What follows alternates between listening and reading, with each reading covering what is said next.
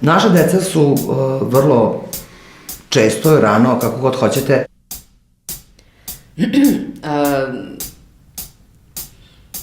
Pa da.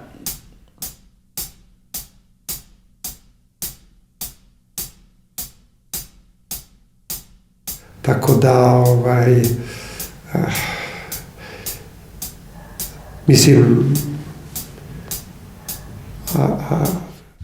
i smatram da